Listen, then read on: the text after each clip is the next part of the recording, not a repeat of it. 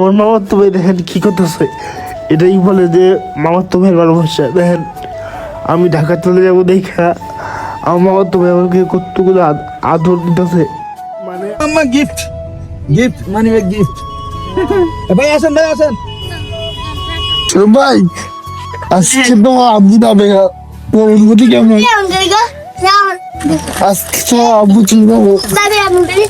আমি তো বিরাট কথা কইতে লাগে আইতাছি কথা কইতে আজকে তোমার আব্বু চলে যাবে। ও তুমি তাকে জিগাও আজকে তোর মামা চলে যাবে, তার ফিলিংস কেমন? আমার অনেক বিড়ি বিড়ি খাচ্ছিলাম। মামা আমরা একসাথে যাবো এয়ারপোর্ট, মামাকে নামিয়ে দিয়ে আমরা চলে যাবো। আজকে আমার বাড়ির শেষ দিন,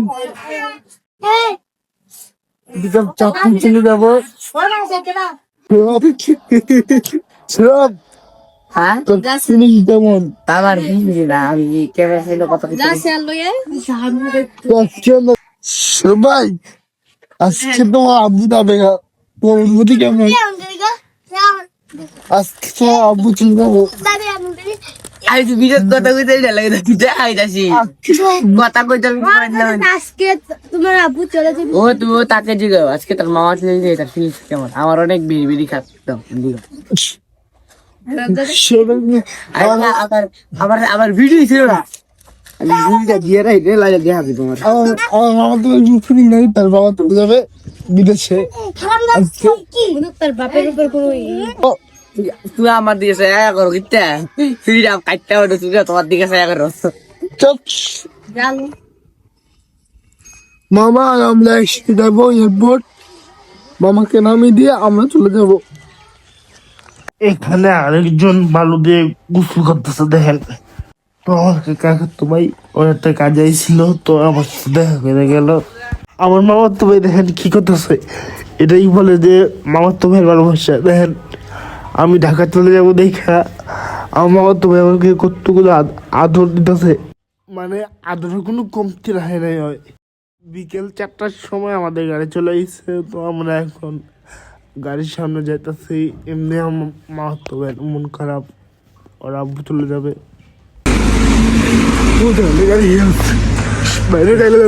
ওই যে গাড়ি এটা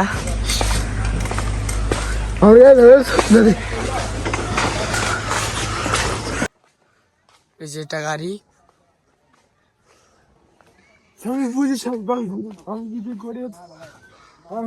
এখন আমরা গাড়িতে উঠবো, অলরেডি অনেক দেরি হয়ে গেছে। মামা কি এয়ারপোর্ট ছাড়তে হবে, মামার ফ্লাইট আছে 10টায়। গাড়ির গেটটা আমি লাগিয়ে দিলাম, এখন রওনাদের পাল্লা। কিন্তু আমার মামা তো ভাই আমাকে একটা গিফট দিবে। মামা gift gift money bag gift. ভাই আসেন মামা মামার ছোট মেয়েকে ইচ্ছা মতো আদর করে দিচ্ছিল, কারণ আবার যদি আল্লাহ বাঁচায় তাহলে 2 বছর পরে দেখা হবে। মামা প্রতি 2 বছর পর পর দেশে আসছে, তাই তো আমরা এখানে গ্যাস নিতে থামছিলাম। দেখেন কত বড় সিরিয়াল, বাবারে বাবা। এখানে আমাদের আধা ঘন্টা খাইয়া দিছে। মামা গ্যাস নিতে দেরি হচ্ছে, তাই ওই যে দেখেন বাইরে আমার মামা, আমার আম্মু, আমার বোন, আমাদের কান্তি বাইরে দাঁড়িয়ে আড্ডা দিচ্ছে।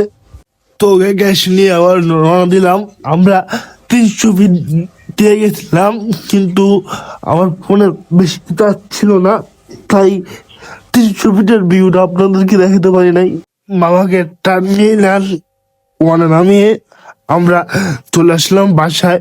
না ওখানে কিছুক্ষণ ছিলাম, মামার ভিতরে ঢোকা পর্যন্ত ছিলাম, তারপরে চলে আসলাম বাসায়। আমার জন্য সবাই দোয়া করবেন। আল্লাহ হাফেজ।